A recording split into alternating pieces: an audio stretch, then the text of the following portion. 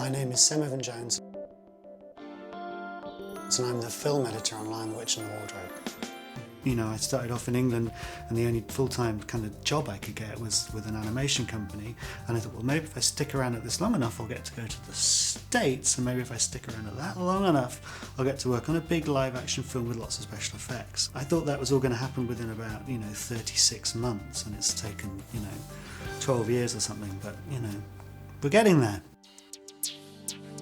There was a way of working that Andrew and I developed that was creating the script using storyboards as well as conventional script writing tools. So we would start off with script pages. These are storyboarded by storyboard artists, and Andrew takes a look at those. They're refined by the storyboard artist. They're sent to editorial where we cut them together as animatics, which are kind of like animated storyboards with temporary dialogue and temporary sound effects and temporary music. We use our own voices for the characters. I did a pretty mean Mr. Tumnus. Allow me to introduce myself. My name is Tumnus. Pleased to meet you, Mr. Tumnus. I think my greatest fear on this film was day one of shooting. Hey, Mac. It had taken us a year and a lot of work to get to that point, and I knew from that point we had at least 18 months of intense work to go, and it just felt like such a huge mountain to climb. But I think probably the greatest day of the whole shoot was like day 2 of shooting, where we actually had footage and we could start cutting.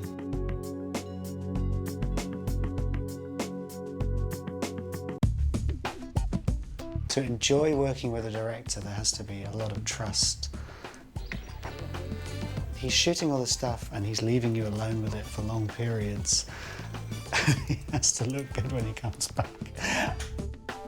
The stamina factor that we were shooting for 130 odd days, which I think is quite exceptional. We were in New Zealand for 9 months, then back in Los Angeles for 4 weeks, then we're off to the Czech Republic for 4 weeks, 5 days in London doing voiceover stuff, back to LA for 4 weeks, and then to New Zealand. We were just constantly moving.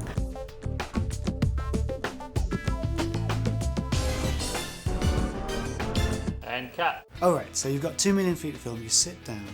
With that quantity of footage, there really is only one thing that you're looking for the whole time, which is performance. The basic thing to do with any scene was always to put the best performance together first, using these key moments, try and tell the story within the scene. He's the bait!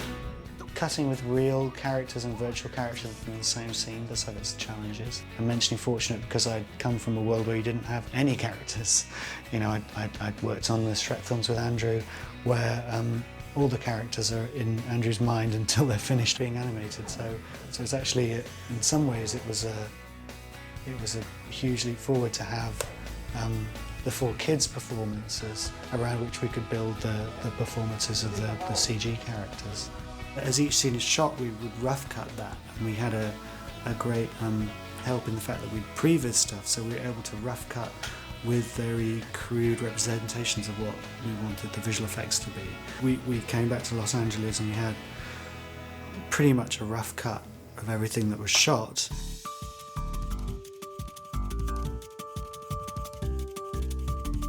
I think editorial, it's been quite inspiring how we've managed to keep quite a lot of the lyricism and the poetry of what Don and Andrew shot, and yet keep the thing moving along. I mean, there's always a tension between trying to create magic and wonder and yet keep what's basically a road movie moving. And I think the final product, we've managed to do that. What do you think you're doing? Peter, quickly, the shelter! Now! Come on! Oh, wait, Come on! I recently found all these photographs of my father, because I never knew my father. And I had all these loaded up on my computer. My father was a pilot in the RAF in the Second World War and fought all through the Battle of Britain. And I've got this one particular photograph of him in his RAF uniform. And I just had been mentioning this to Andrew, and we'd been talking about details of the Blitz in London and stuff. It was a couple of days before they started shooting, and the prop mistress came by and she said, "Can I get a printout of the picture of your dad?" And that was the prop. That was that photograph of my father is the photograph that Edmund runs into the house to salvage, you know, in the opening bombing sequence. It's just amazing, really. You know. But then when we actually came to shoot the scene where the two boys are in the air raid shelter, and I can just remember hearing on the dailies, he's trying to, you know, gee them up into the emotion of the story, and he's just saying to Edmund, just imagine that's the only photograph you've ever had of your father. Just what would that feel like, you know? And I think, you know, there's quite a bit of that in Skander's performance there. This just devastated little boy who's just trying to get his photograph.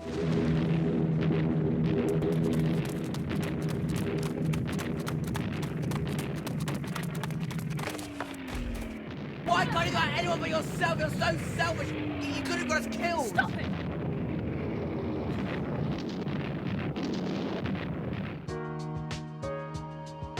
I think my greatest satisfaction on the film was just the fact that you can sit back and forget that the actors are kids, and that at some point in the first act of the movie you just get completely absorbed in the story and you're completely absorbed in the characters.